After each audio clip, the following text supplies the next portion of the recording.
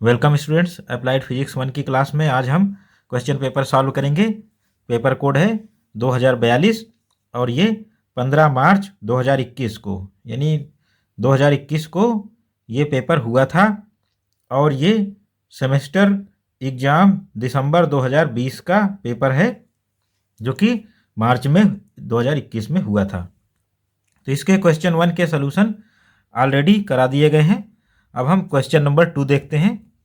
Question number 2 दो number के questions होते हैं और ये 7 क्वेश्चंस होते हैं। तो 7 क्वेश्चन में से हमें कोई 5 अटेम्प्ट करने होते हैं। तो यहाँ पर सभी क्वेश्चंस के सॉल्यूशन बताए जाएंगे। क्वेश्चन नंबर 2 के पहला पार्ट है A, displacement of any particle x depends on time is given by the equation x is equal to a t plus b t square where x is in metre and t is in second. Find unit of a and b। तो यहाँ किसी कण का विस्थापन x t समय पर निर्भर करता है, समय t पर निर्भर करता है, तो जो कि निम्न समीकरण द्वारा दिया जाता है x is equal to a t plus b t square. तो ये इक्वेशन है और x मीटर में मेजर किया जाएगा, t सेकंड में। तो a और b के मात्रक ज्ञात कीजिए। तो यहाँ पर यूनिट ज्ञात करनी है यानी मात्रक, और इक्वेशन दिया गया है x is equal to a t plus b t square और x मीटर में है, t सेकंड में है। तो यहाँ a और b के मात्रक हम ज्ञात करेंगे। तो इसके लिए सॉल्यूशन देखेंगे। डिस्प्लेसमेंट इक्वेशन, जो डिस्प्लेसमेंट इक्वेशन या विस्थापन समीकरण दिया गया है x is equal to a t plus b t square, और हम जानते क्या हैं from principle of homogeneity of dimensions. From principle of homogeneity of dimensions terms of same dimension और dimensional formula can be added and also in any equation dimensional formula of each side must be equal for that given equation. Hence, तो विमीय समांगीता सिद्धांत के अनुसार हम जानते हैं किसी भी समीकरण में प्रत्येक पक्ष का, समीकरण में 2 पक्ष हैं तो प्रत्येक पक्ष का विमीय सूत्र दूसरे पक्ष के विमीय सूत्र के बराबर होता है, तथा यदि समीकरण में जुड़ने वाले तथा घटने वाले पद हैं तो इन पदों का भी विमीय सूत्र समान होता है। तो ये विमीय समांगीता सिद्धांत है। यही सिद्धांत मात्रकों पर भी लागू होता है। तो जो लेफ्ट साइड है इक्वेशन का और राइट साइड, इसमें यूनिट सेम होने चाहिए और जो जुड़ने वाले और घटने वाले हैं इनका यूनिट या मात्रक सेम होता है। तो यही प्रिंसिपल हम यहाँ अप्लाई करेंगे। तो इस तरह से unit of x equal to unit of a, x हमारा लेफ्ट साइड में है, इसका यूनिट ए टी यूनिट का के बराबर है। तो ए टी के यूनिट के बराबर है तो x का मात्रक ए टी के मात्रक के बराबर होना चाहिए।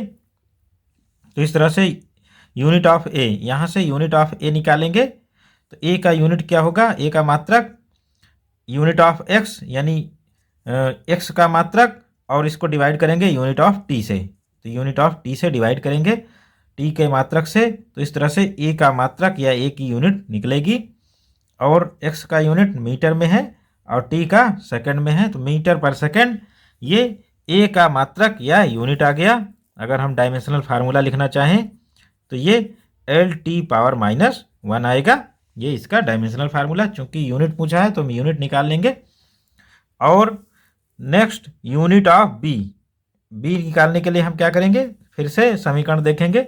Unit of x must be equal to unit of b t square, यानी एक्स का मात्रक बी टी स्क्वायर के मात्रक के बराबर होना चाहिए। तो यहाँ बराबर कर देंगे। Unit of x equal to unit of b t square, यानी एक्स का मात्रक बी टी स्क्वायर के मात्रक के बराबर हो गया। तो हम बी का मात्रक निकालना चाहते हैं तो टी स्क्वायर का जो यूनिट है उसको यहाँ पर एक्स के डिवीजन में लाएंगे। तो इस तरह से unit of b t square, तो एक्चुअली में ये यूनिट ऑफ बी निकाला जाएगा। तो बी का मात्रक यूनिट ऑफ एक्स, एक्स का मात्रक, और इसको डिवाइड करेंगे टी स्क्वायर का मात्रक यानी यूनिट ऑफ टी स्क्वायर। तो जब डिवाइड करेंगे तो अब हम यहाँ लिखेंगे unit of x metre unit of t square second square, तो मीटर पर सेकंड स्क्वायर। और इस तरह से ये आंसर आ गया। और इसका डायमेंशनल फार्मूला लिखना चाहें LT⁻², ये बी का डायमेंशनल फार्मूला है। डायमेंशनल फार्मूला नहीं पूछा गया था, केवल यूनिट पूछा गया था, तो ये हम यूनिट तक यहाँ सॉल्व करके दोनों के यूनिट आंसर में यहाँ पर डिस्क्राइब करेंगे। और ये हमारा आंसर हो गया। Next question, right the name of any two errors in measurement. मापन में होने वाली दो त्रुटियों के नाम लिखिए। तो मापन में होने वाली दो त्रुटियों के केवल यहाँ नाम लिखना था। और नाम हम जो दो त्रुटि जानते हैं, सिस्टमैटिक एरर, क्रमबद्ध त्रुटियाँ, रैंडम एरर, अनियमित त्रुटियाँ। तो इस तरह से ये कंप्लीट आंसर हो गया, systematic error and random error, और इससे 2 नंबर मिल जाएंगे। तो इस क्वेश्चन का आंसर कंप्लीट हो गया। लेकिन और ज़्यादा जानकारी के लिए थोड़ा सा डिस्क्राइब कर दें। और तो इसको आंसर में लिखना नहीं है, हम जानकारी के लिए बताया जा रहा है। क्रमबद्ध त्रुटियों और अनियमित त्रुटियों के बारे में लिखने को आ सकता है, तो उसके बारे में हम देखते हैं। एरर्स इन मेजरमेंट, मापन में त्रुटियाँ। तो देयर इज पॉसिबिलिटी या probability of occurring following errors in taking और while taking the measurement of any physical quantity. तो किसी भौतिक राशि के मापन में निम्न 2 प्रकार की त्रुटियां होने की संभावना रहती है। तो ये त्रुटियां सिस्टमैटिक एरर, क्रमबद्ध त्रुटियां, रैंडम एरर, अनियमित त्रुटियां। तो systematic error, these errors occur because of known reasons and the experimenter has control over these errors. These error are called systematic error. क्रमबद्ध त्रुटियां ज्ञात कारणों से उत्पन्न होती हैं, तो इनके उत्पन्न होने का कारण या रीजन ज्ञात होता है। और त्रुटियों पर प्रयोगकर्ता का नियंत्रण होता है। क्योंकि कारण ज्ञात होता है, इसलिए इनको हम कंट्रोल कर सकते हैं या नियंत्रित कर सकते हैं। तो ये सिस्टमैटिक एरर कहलाती हैं। एक्चुअल में सिस्टमैटिक एरर ये त्रुटियों का एक सेट है जो कि क्रम से यानी सिस्टम से रखा गया है, क्रम से, इसीलिए इसका नाम क्रमबद्ध त्रुटियां कहलाता है। सेकंड है रैंडम एरर, अनियमित त्रुटियां। Random errors occur because of unknown reasons and the experimenter does not have any control over these random errors. यानी अनियमित त्रुटियां अज्ञात कारणों से होती हैं, क्योंकि इनके कारण अज्ञात होते हैं, और ये ड्यूरिंग एक्सपेरिमेंट कभी भी हो सकती हैं, और इनके आने की या इनके होने की कोई जानकारी या भविष्यवाणी पहले से नहीं होती है। तो ये अनियमित त्रुटियां कहलाती हैं, अनियमित ढंग से आती हैं, इसलिए इनको अनियमित त्रुटियां कहते हैं। इन त्रुटियों पर प्रयोगकर्ता का कोई नियंत्रण नहीं होता है। इस तरह से रैंडम और सिस्टमैटिक एरर के बारे में हमने थोड़ा सा इंट्रोडक्शन दिया। और यहाँ पर जो क्वेश्चन का आंसर है वो केवल नाम लिखना था, तो हम नाम लिख के छोड़ देंगे, इनके बारे में कुछ भी नहीं लिखेंगे। क्वेश्चन 2 का तीसरा part c, write the number of significant figures in number 3.7652। तो संख्या 3.7652 में सार्थक अंकों की संख्या लिखिए। तो सिग्निफिकेंट फिगर्स बताने हैं, तो हम दशमलव वाली संख्या है, कोई भी डेसिमल नंबर जिसमें दशमलव लगा है, ऐसी संख्या, इसमें सारे अंक सार्थक अंक लिए जाते हैं। तो हम सभी अंक को गिन लेंगे। तो इसमें अंकों की संख्या 5 है, तो सिग्निफिकेंट फिगर्स आर 5। तो संख्या जो हमारी दी हुई है इसमें सार्थक अंकों की संख्या 5 है। तो ऐसी संख्या जिसमें दशमलव लगा हो उसमें सभी अंक सार्थक अंक होते हैं, बशर्ते संख्या 1 से छोटी न हो। यदि एक संख्या 1 से छोटी है तो उसमें सभी अंक सार्थक अंक नहीं होते। तो संख्या 1 से बड़ी है और दशमलव लगा है तो सभी अंक हम सार्थक अंक लेंगे। तो इस क्वेश्चन के साथ हम सिग्निफिकेंट फिगर्स यानी सार्थक अंकों को पहचानने के कुछ नियम उनके बारे में बता देते हैं। तो सिग्निफिकेंट फिगर्स यानी सार्थक अंक पहचानने के क्या क्या नियम हैं उसको देख लें। ये इसको इस क्वेश्चन में लिखना नहीं है, बस केवल अंकों की संख्या 5 लिखनी थी। हम यहाँ जानकारी के लिए सार्थक अंकों को पहचानने के नियम बता रहे हैं। The digits that reflect the precision of measurement are called significant figures. A digit is significant if and only if it take affect the relative error. तो उन अंकों की संख्या को जिनके द्वारा किसी राशि को निश्चित रूप से व्यक्त किया जाता है सार्थक अंक या सिग्निफिकेंट फिगर्स कहलाते हैं। किसी माप में प्रत्येक अंक जो माप के सापेक्ष त्रुटि पर प्रभाव डालता है सार्थक अंक कहलाता है या सार्थक अंक होता है। तो रूल्स, सार्थक अंक पहचानने के नियम क्या क्या हैं? पहला rule, in any measurement result powers of 10 are not significant figures. किसी मापन परिणाम में 10 की घातें सार्थक अंक नहीं होती।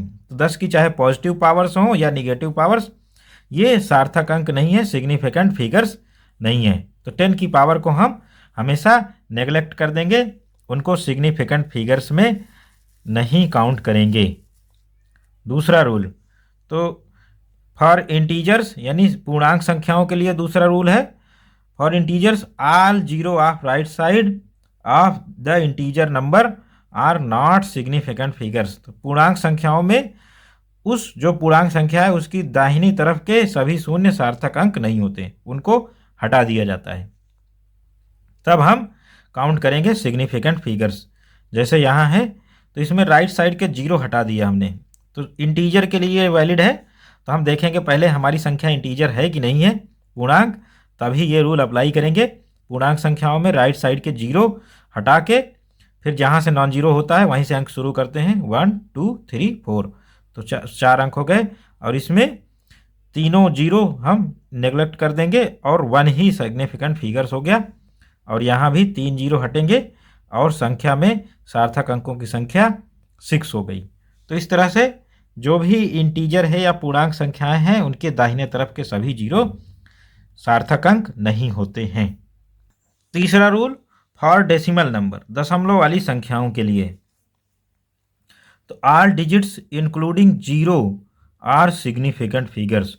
दशमलव वाली संख्या में शून्य सहित सभी अंक सार्थक अंक होते हैं, कोई भी अंक हम छोड़ते नहीं हैं। तो संख्या में दशमलव लगा है और संख्या 1 से बड़ी है तो उसमें सभी अंक सार्थक अंक और सिग्निफिकेंट फिगर्स होते हैं।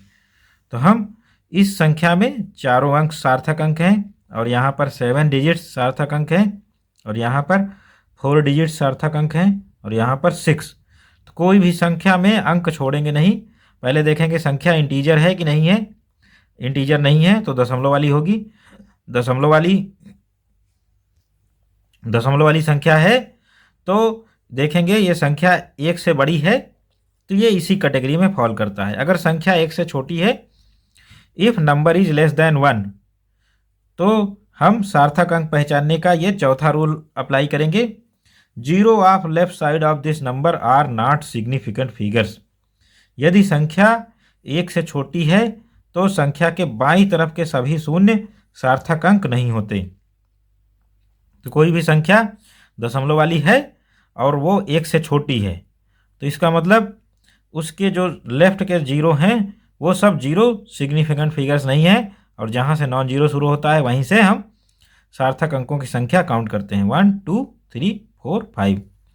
इसी तरह से यहाँ के लेफ्ट के जीरो सब हटा देंगे, इसमें 6 डिजिट यानी 6 अंक सार्थक अंक हैं और यहाँ पर 1 जीरो ये हटेगा, बाकी सब 5 अंक सार्थक अंक हैं। और इस वाली संख्या में सार्थक अंकों की संख्या, ये लेफ्ट वाले 2 जीरो हटाएंगे, बाकी सब सार्थक अंक हैं तो इनकी संख्या 6 हो गई।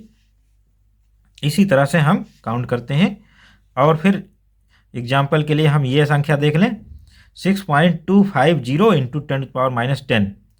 तो 10 की पावर तो हम पहले से ही हटा देंगे, सिग्निफिकेंट फिगर्स नहीं है। और ये चूंकि दशमलव वाली संख्या है इसलिए हम इसमें सभी अंक सार्थक अंक काउंट करेंगे, 6250 सब अंक सार्थक अंक हैं, 4 हो गया। और यहाँ पर 3.507 और 10⁻5, तो 10⁻5 जो है वो सार्थक अंक नहीं है तो बाकी सब सार्थक अंक हैं, उनको काउंट करेंगे और 4 सार्थक अंकों की संख्या हो गई। यहाँ 3 इंटू 10⁸, इसमें 10⁸ हटाएंगे, सार्थक अंक नहीं है, और 3 चूंकि इंटीजर है तो सार्थक अंकों की संख्या 1। 6.6 इंटू 10⁻⁵, इसमें से 10⁻⁵ हटाएंगे, सिग्निफिकेंट फिगर्स नहीं है, तो 6.6 बचा और ये सार्थक अंक है, तो ये दोनों सार्थक अंक या सिग्निफिकेंट फिगर्स हैं। तो इन रूल्स की मदद से हम सिग्निफिकेंट फिगर्स यानी सार्थक अंक पहचानते हैं।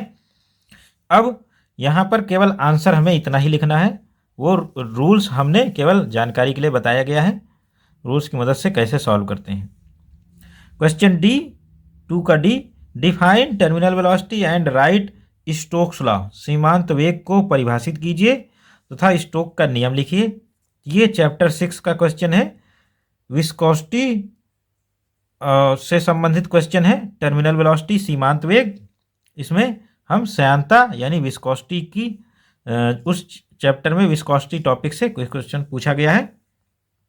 टर्मिनल वेलोसिटी सीमांत वेग क्या है तो यहाँ पर देख लेंगे, फिर इसके बाद हम डेफिनेशन बताएंगे। तो कोई भी लिक्विड है, द्रव है, हमने ले लिया, इस द्रव में स्टील बॉल, तो स्टील की बॉल जब हम इस लिक्विड में धीरे से यहाँ से छोड़ेंगे, इस द्रव के सरफेस पर छोड़ देंगे, तो स्टील बॉल धीरे धीरे सरफेस से नीचे आएगी और नीचे आते आते ये चूंकि अपने भार के कारण आती है, अपने वेट के कारण, तो वेट के कारण ये लगातार नीचे आएगी, धीरे धीरे इसका वेग बढ़ता चला जाएगा और एक सिचुएशन ऐसी आएगी कि जो इसका वेलोसिटी है यानी वेग बढ़ना बंद हो जाएगा और वो कांस्टेंट स्पीड से नीचे गिरेगी। तो ये जो बॉल द्वारा प्राप्त किया गया मैक्सिमम कांस्टेंट वेग है, इसी को हम टर्मिनल वेलोसिटी सीमांत वेग कहते हैं। और सीमांत वेग की दशा में क्या होता है, भार को बैलेंस करने के लिए विस्कस फोर्स श्यान बल और जो अपथ्रस्ट है उत्प्लावन बल, तो ये दोनों बल ऊपर की ओर काम कर रहे हैं, भार नीचे की ओर, और नेट फोर्स 0 हो जाएगा, तो इससे एक्सेलरेशन 0 हो जाएगा और वेलोसिटी कांस्टेंट हो जाएगी। तो इस तरह से टर्मिनल वेलोसिटी या सीमांत वेग डिफाइन करेंगे। Constant speed finally attained by a body moving through a fluid under gravity where there is 0 resultant force acting on this body, this velocity is called terminal velocity. जब किसी वस्तु या जब कोई वस्तु किसी तरल, द्रव या गैस में गिराई जाती है तो प्रारंभ में इसका वेग धीरे धीरे बढ़ता है और इसके बाद इसका वेग बढ़ना बंद हो जाता है और वस्तु नियत वेग से नीचे गिरती रहती है। तो यही नियत वेग यानी द्रव के अंदर या गैस के अंदर वस्तु द्वारा प्राप्त किया गया नियत वेग या अधिकतम वेग, वस्तु द्वारा प्राप्त किया गया अधिकतम वेग सीमांत वेग या टर्मिनल वेलोसिटी कहलाता है। तो इस तरह से जब कोई वस्तु किसी द्रव या गैस में गिराई जाती है तो प्रारंभ में इसका वेग धीरे धीरे बढ़ता है और कुछ समय बाद इसका वेग मैक्सिमम हो जाता है और बढ़ना बंद हो जाता है और वस्तु नियत वेग से नीचे यानी कांस्टेंट स्पीड से नीचे गिरती है। और यही जो नियत वेग है या कांस्टेंट स्पीड जो कि वस्तु द्वारा इस लिक्विड में प्राप्त किया गया मैक्सिमम वेग है, ये सीमांत वेग या टर्मिनल वेलोसिटी कहलाता है। स्टोक्स लॉ, तो ये दोनों डेफिनेशंस या एक एक नंबर के थे। अब हम स्टोक्स लॉ देखेंगे। स्टोक्स लॉ भी 1 नंबर का है और टर्मिनल वेलोसिटी भी। स्टोक्स लॉ क्या है, if any ball of radius r is falling with terminal velocity in any liquid coefficient of viscosity eta, then according to Stokes law viscous force acting on this ball. तो यदि कोई are त्रिज्या की धातु की गोली किसी श्यान द्रव जिसका श्यानता गुणांक ईटा है में सीमांत वेग से गिर रही है तो स्टोक के नियम के अनुसार गोली पर कार्यरत श्यान बल या विस्कस फोर्स F = 6 पाई ईटा RV के बराबर होता है। तो इस तरह से स्टोक ने बताया जो विस्कस फोर्स लगेगा कब, जब बॉल टर्मिनल वेलोसिटी यानी सीमांत वेग से द्रव में गति कर रही है, तो जो जिस मात्रा में विस्कस फोर्स लगेगा उसका मान है 6 पाई ईटा RV। तो यदि कोई बॉल किसी लिक्विड में टर्मिनल वेलोसिटी से यानी सीमांत वेग से गति कर रही है तो उस बॉल पर लगने वाला viscous force 6 pi eta r v के बराबर होता है। वी टर्मिनल वेलोसिटी है, आर उस बॉल की रेडियस है, ईटा कोफिशिएंट ऑफ विस्कोसिटी श्यानता गुणांक है, 6 पाई कांस्टेंट है, और ये विस्कस फोर्स ऊपर की ओर लगेगा। जिस दिशा में वेलोसिटी हो रही है उसके अपोजिट डायरेक्शन में ऊपर की ओर लगेगा।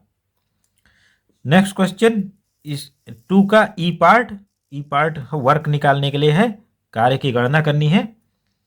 ए body is displaced by applying 10 Newton force, the displacement in the direction of force is 5 centimetre, calculate work done in this process. तो एक पिंड पर 10 न्यूटन का बल लगाकर बल की दिशा में 5 सेंटीमीटर विस्थापित किया जाता है, किए गए कार्य की गणना कीजिए।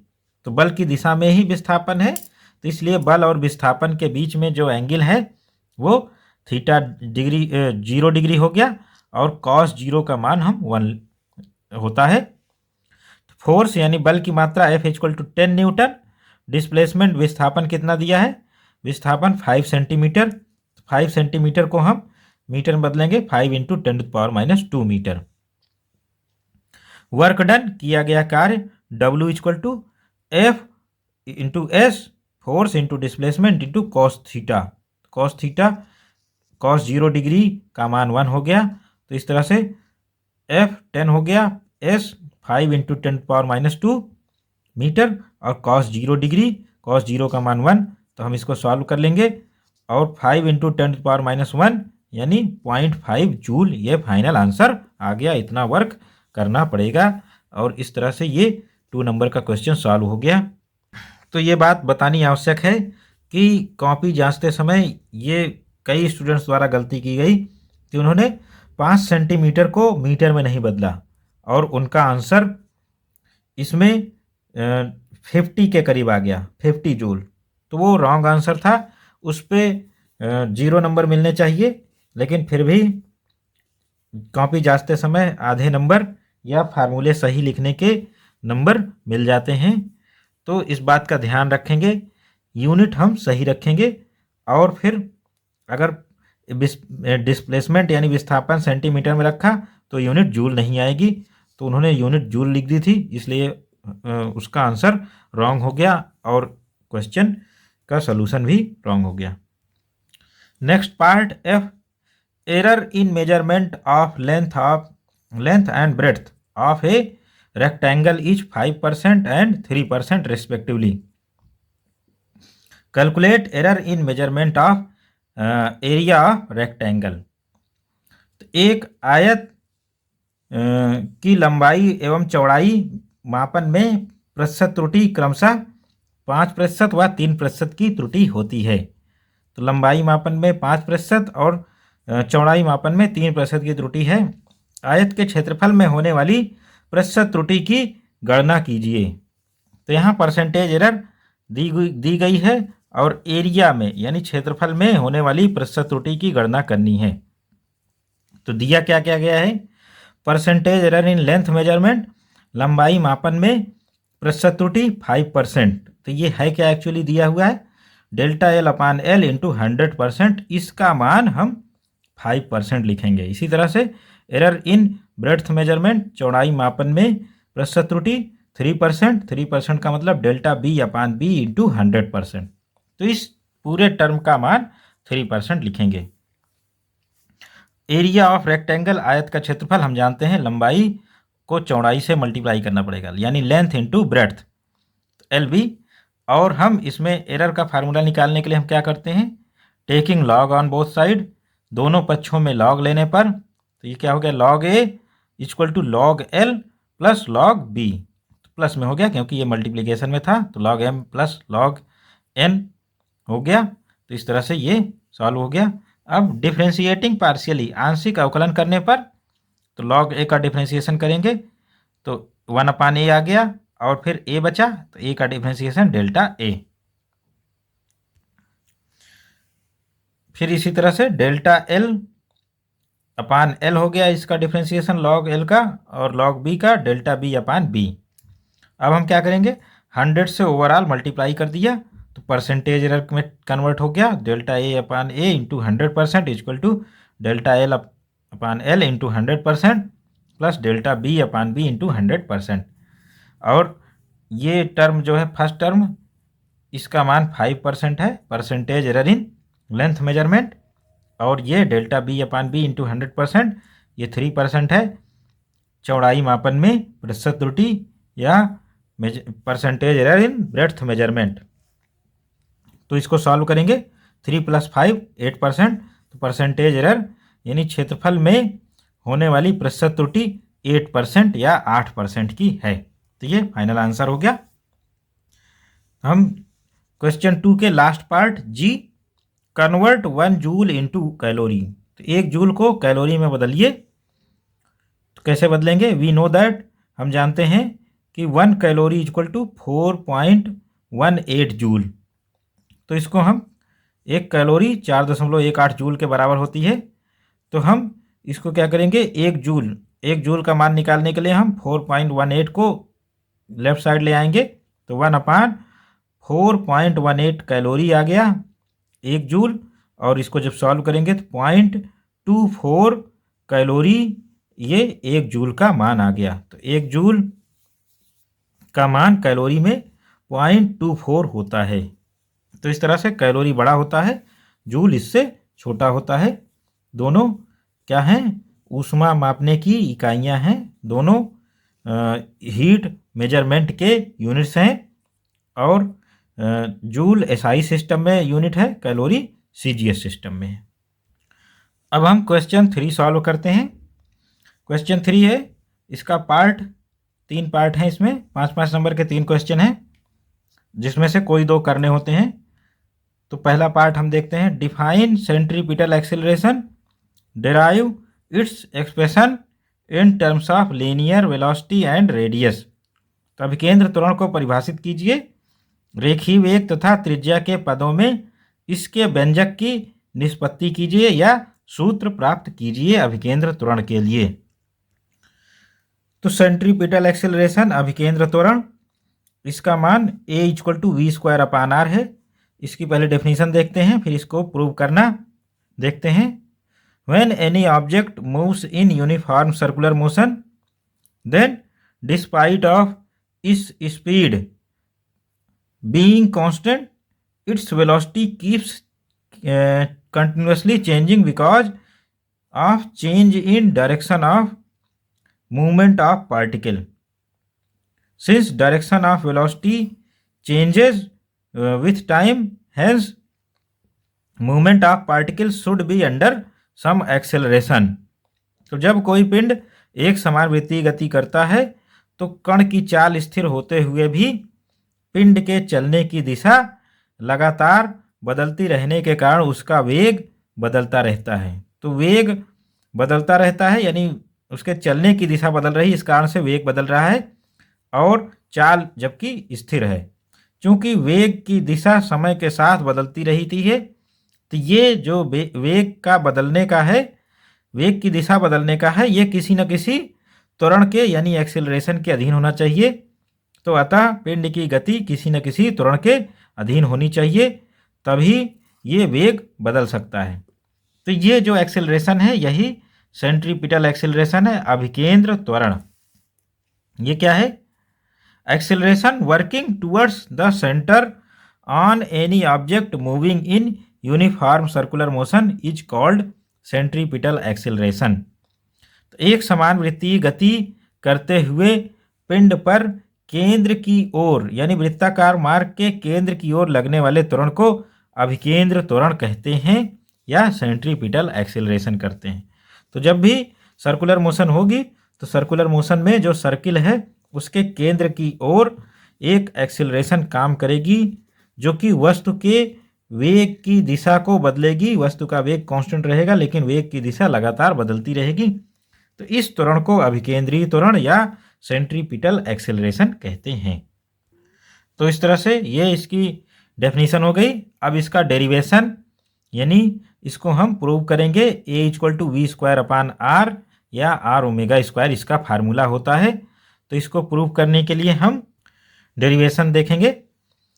Let any object of mass m is moving in circular path of centre O and radius r with uniform velocity v और स्पीड v। तो माना m द्रव्यमान की वस्तु एक समान चाल v से केंद्र O तथा r त्रिज्या के वृत्ताकार मार्ग पर एक समान चाल से चल रही है। तो कोई ऑब्जेक्ट है जो इस सर्किल में, जिसकी रेडियस r है और सेंटर O है, इसमें एक समान चाल यूनिफॉर्म वेलोसिटी से चल रही है। तो इस तरह से v1 वेलोसिटी और v2 दोनों इक्वल हैं, मैग्नीट्यूड इक्वल हैं, direction theta degree, delta theta degree दोनों एक दूसरे से बना रहे हैं। तो let objects travel displacement delta s from point a to B.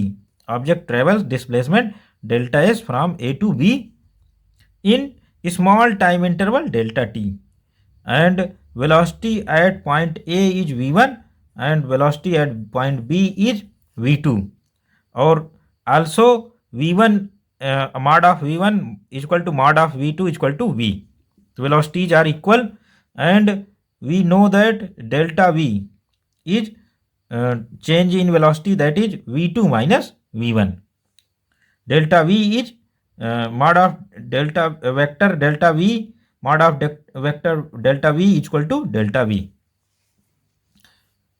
तो माना वस्तु सूक्ष्म समयांतराल डेल्टा t में बिंदु A से B तक डेल्टा s विस्थापन तय करता है। बिंदु A पर वेग कितना है, v1 है, और बिंदु B पर वेग v2 है, और जो वेग का अंतर है, वेलोसिटी डिफरेंस, वो delta v vector is vector v2 minus vector v1, और डेल्टा v का जो मैग्नीट्यूड है इस वेक्टर का, वो डेल्टा v लिखेंगे। Delta theta angular displacement from a to b, यानी ए से बी तक जाने में कोणीय विस्थापन।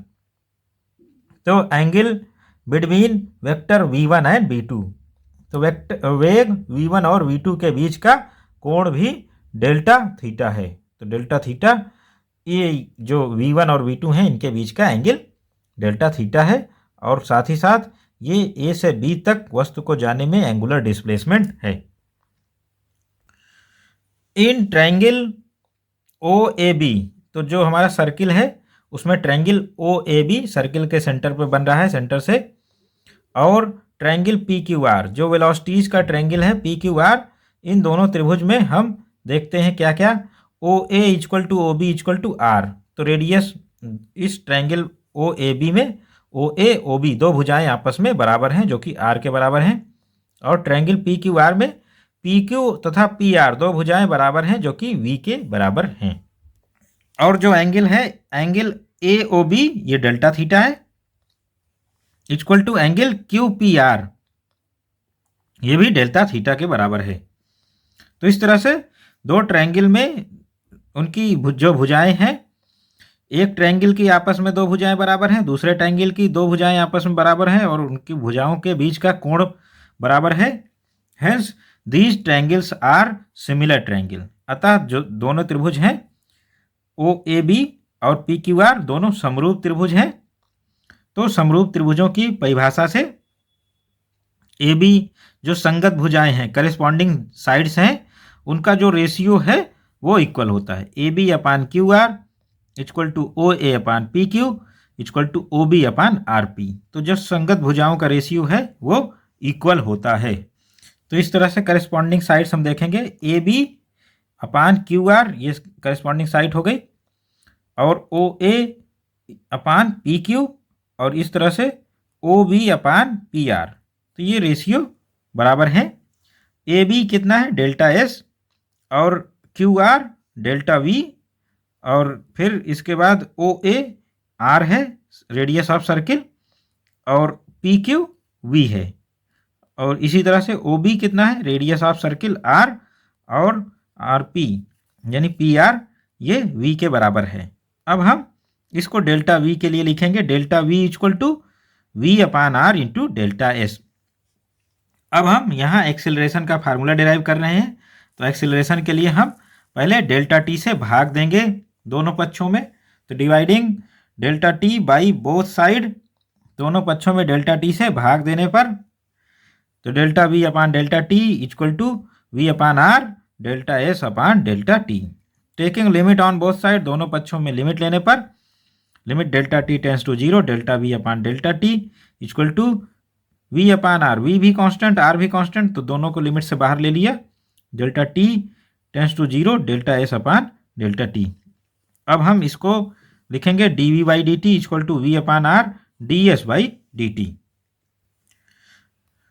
D v by D t acceleration है, वी अपान आर, और d s by D t v है, वेलोसिटी है। तो इस तरह से हम a equal to v square upon r यहाँ पर हमने लिख दिया। यही फार्मूला डिराइव करना था और यहीं पर हमारा आंसर कंप्लीट हो जाता है। और हम अगर फर्दर देखना चाहें तो v equal to r omega से a इक्वल टू, हम v की वैल्यू आर ओमेगा रखेंगे तो एक आर कैंसिल होगा और एक आर बचा रहेगा, तो आर ओमेगा स्क्वायर हो गया। तो a का फार्मूला या सेंट्रीपिटल एक्सेलरेशन जो कि केंद्र की ओर है उसका फार्मूला है। और फिर ओमेगा की वैल्यू हम जानते हैं 2 पाई बाई टी होता है in terms of time period, और omega equal to 2 pi n in terms of frequency. तो इस तरह से ये हम सेंट्रीपिटल एक्सेलरेशन यानी अभिकेंद्र त्वरण के लिए इतने फार्मूले हमारे पास हैं। और चूंकि इस फार्मूले का डेरिवेशन पूछा था रेखीय वेग तथा त्रिज्या के पदों में, तो हमने ये डिराइव किया। और इससे हम एक स्टेप आगे आकर ये कोणीय वेग तथा त्रिज्या के पदों में ये डेरिवेशन है। थर्ड का बी, तो तीसरे क्वेश्चन का बी देखते हैं। Define kinetic energy of rotation, इसको अदर वर्ड में कहेंगे rotational kinetic energy. Define rotational kinetic energy. A body of mass 10 kg is rotating in horizontal circle by tying it with a rope of 3 metre with rotational two rotation per second. Calculate kinetic energy of rotation. तो घूर्णन गतिज ऊर्जा को परिभाषित कीजिए। ये हो गया थ्योरेटिकल पार्ट। और न्यूमेरिकल पार्ट क्या है? एक 10 किलोग्राम का पिंड 3 मीटर रस्सी से बांधकर क्षैतिज वृत्त में 2 चक्कर प्रति सेकंड की दर से घुमाया जा रहा है। घूर्णन गति जो ऊर्जा की गणना कीजिए या इसको ज्ञात कीजिए। तो हम यहाँ पर रोटेशनल काइनेटिक एनर्जी यानी घूर्णन गतिज ऊर्जा को डिफाइन करते हैं। तो rotational kinetic energy of any body यानी किसी पिंड का घूर्णन गतिज ऊर्जा क्या होता है? K R equal to half I omega square. I moment of inertia है, यानी मोमेंट ऑफ इनर्शिया क्या होता है? सभी कणों के जड़त्व गुणों का योग। और ओमेगा स्क्वायर यानी ओमेगा ये एंगुलर वेलोसिटी है, कोणीय वेग। तो इस तरह से रोटेशनल काइनेटिक एनर्जी को डिफाइन करेंगे हम। Rotational kinetic energy of any body is half of product of moment of inertia of that body and square of angular velocity.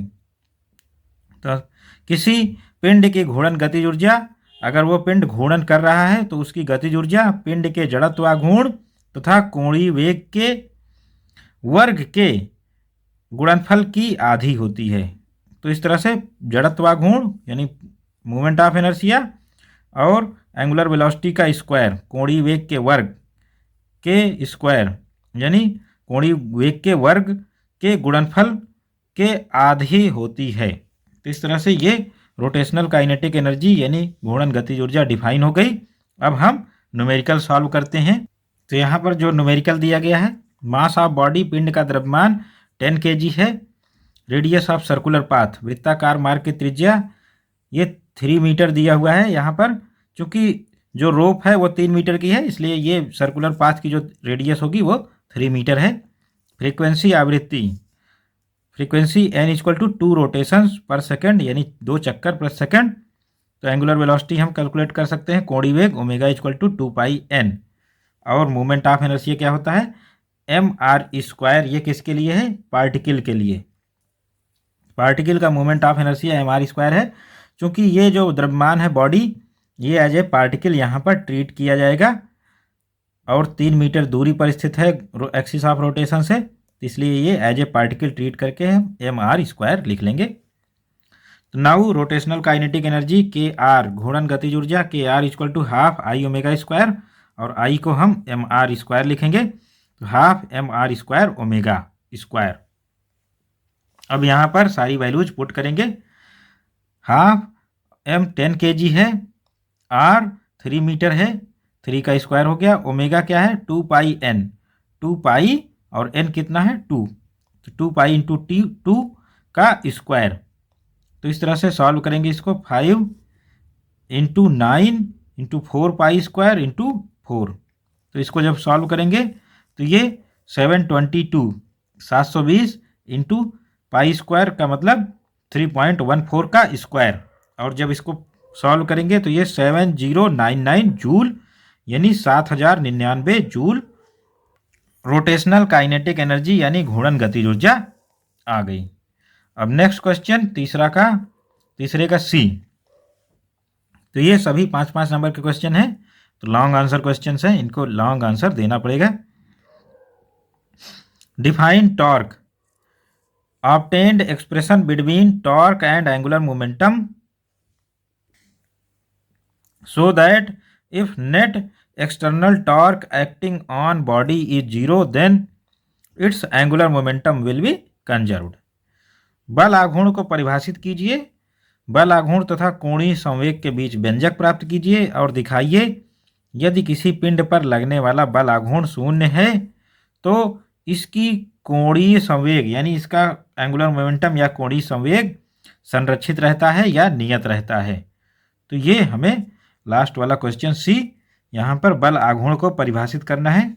तो आइए बल आघूर्ण, तो हम टॉर्क यानी बल आघूर्ण को डिफाइन करेंगे, इसको टॉ से लिखते हैं। टॉर्क या बल आघूर्ण क्या है? Magnitude of movement of force is product of force and perpendicular distance from axis of rotation to line of action of that force. तो किसी बल का बल आघूर्ण यानी बल आघूर्ण की माप घूर्णन अक्ष या घूर्णन बिंदु के परितः घुमाने के लिए पिंड पर आरोपित बल, तो पिंड पर जितना बल आरोपित हो रहा है उसका मान तथा घूर्णन अक्ष या घूर्णन बिंदु से बल की क्रिया रेखा की लंबवत दूरी के गुणनफल के बराबर होता है क्या? मोमेंट ऑफ ये टॉर्क या मोमेंट ऑफ फोर्स। तो किसी भी बल का बल आघूर्ण उस बल के परिमाण जो कि पिंड पर लगाया गया है रोटेशनल मोशन कराने के लिए और घूर्णन अक्ष से उस बल की लंबवत दूरी इसके गुणनफल के बराबर होता है। Tau equal to r into f, हम वेक्टर फॉर्म में लिखेंगे tau equal to r cross f. तो इस तरह से घूर्णन अक्ष से दूरी अगर आर है और एफ फोर्स लगा हुआ है तो आर क्रॉस एफ ये टॉर्क होगा यानी ये बल आघूर्ण होगा। अगर हम रोटेटिंग बॉडी यानी घूर्णन गति करते हुए पिंड के लिए टॉर्क डिफाइन करेंगे तो वो टॉर्क होगा tau equal to I alpha. I moment of inertia है, उस पिंड का जड़त्वाघूर्ण उस जो एक्सिस के राउंड वो मोशन कर रहा है रोटेशनल मोशन, और अल्फा कोणीय त्वरण है यानी एंगुलर एक्सिलरेशन। तो इस तरह से टॉर्क डिफाइन होता है tau equal to I alpha moment of inertia into angular acceleration. जड़त्वाघूर्ण को हम कोणीय त्वरण से मल्टीप्लाई करते हैं तो ये टॉर्क यानी बल आघूर्ण प्राप्त होता है। अब बल आघूर्ण तथा कोणीय त्वरण के बीच में संबंध, relation between angular momentum and torque. तो इसके लिए हम डेरिवेशन शुरू करेंगे। वी डोंट नो दैट, हम जानते हैं J इक्वल टू यानी एंगुलर मोमेंटम या कोणीय संवेग इक्वल टू आई ओमेगा। तो यहाँ से स्टार्ट करेंगे। J equal to angular momentum कोणीय संवेग, आई मोमेंट ऑफ इनर्शिया और ओमेगा क्या है? एंगुलर वेलोसिटी कोणीय वेग। अब हम इसका डेरिवेशन करेंगे, डिफरेंशिएशन करेंगे। डिफरेंशिएशन वी गेट, अवकलन करने पर हम क्या प्राप्त करेंगे? D J by D t, और राइट साइड में D I omega by D T. तो मोमेंट ऑफ इनर्शिया ये कांस्टेंट होता है पिंड के लिए जड़त्वाघूर्ण, तो इसको बाहर निकाल लेंगे आई d omega by D t, और हम D omega by D t को क्या लिखेंगे? एंगुलर एक्सेलरेशन कोणीय त्वरण अल्फा, और यहाँ पर पुट करेंगे। पुट करने पर प्राप्त होगा d J by D T equal to I d omega by D t, और d omega by D t को हम अल्फा लिखेंगे, कोणीय त्वरण। तो इस तरह से I alpha D J by D T equal to I alpha हम टॉर्क यानी बल आघूर्ण की परिभाषा से जानते हैं, ये tau equal to I alpha, तो हम इसको टॉर्क लिख देंगे, D J by D T equal to tau, यानी ये रिलेशन आ गया, relation between angular momentum and torque, बल आघूर्ण तथा कोणीय संवेग में संबंध। Hence torque acting on a body is equal to rate of change of angular momentum of body. तो घूर्णन गति करते हुए किसी पिंड पर घूर्णन अक्ष के परितः किसी पिंड के कोणीय संवेग परिवर्तन की दर उस पर लगे बल बाह्य बल आघूर्ण के बराबर होती है। संवेग परिवर्तन की दर बाह्य बल आघूर्ण के बराबर होती है।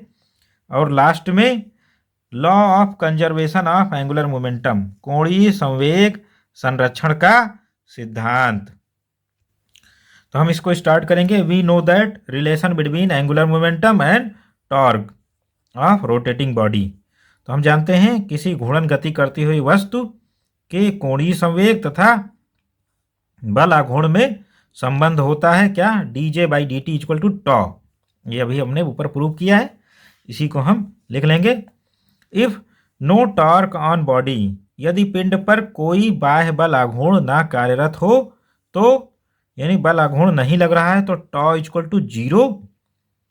इस केस में D J by D T equal to zero, तो टॉ जीरो हो गया तो D J by D T भी जीरो हो गया। तो इस तरह से जे इक्वल टू कॉन्स्टेंट, तो किसी भी कांस्टेंट का डेरिवेशन ही जीरो हो सकता है, डिफरेंशिएशन, अदरवाइज वो नॉन जीरो होगा। तो इस तरह से जे की वैल्यू कांस्टेंट हो गई, नियतांक हो गया। कब हो गया, जब there is no torque on body, यानी पिंड पर कोई बाह्य बल आघूर्ण नहीं लग रहा है तो। Hence law of conservation of angular momentum states that angular momentum of rotating body about it's axis of rotation remains constant. Angular momentum of rotating body about its axis of rotation remains constant if no external torque is applied on this rotating body. तो यदि किसी अक्ष के परितः घूर्णन गति करते हुए पिंड पर कोई बाह्य बल आघूर्ण आरोपित न हो तो उस पिंड का कोणीय संवेग J equal to I omega सदैव नियत रहता है। इसी को हम कोणीय संवेग संरक्षण का सिद्धांत कहते हैं। तो किसी भी बॉडी पर अगर जो एक्सटर्नल टॉर्क है यानी बाह्य बल आघूर्ण वो जीरो हो जाए तो उसका एंगुलर मोमेंटम कोणीय संवेग सदैव कांस्टेंट रहता है या नियत रहता है। इसी को हम एंगुलर मोमेंटम कंजर्वेशन यानी कोणीय संवेग संरक्षण का सिद्धांत कहते हैं। J equal to I one omega one equal to I two omega two equal to constant. अगर मोमेंट ऑफ इनर्शिया चेंज करेंगे तो हम एंगुलर वेलोसिटी भी अपने आप चेंज हो जाएगी। हालांकि ये पूछा नहीं गया है, इसके आगे हम डिस्क्राइब कर सकते हैं। अगर मोमेंट ऑफ इनर्शिया बढ़ेगा तो ओमेगा का मान J को कांस्टेंट रखने के लिए घटेगा, और अगर मोमेंट ऑफ इनर्शिया घटेगा तो ओमेगा अपने आप बढ़ जाएगा। तो इस तरह से कोणीय संवेग संरक्षण सिद्धांत पर ये वर्क कर रहा है।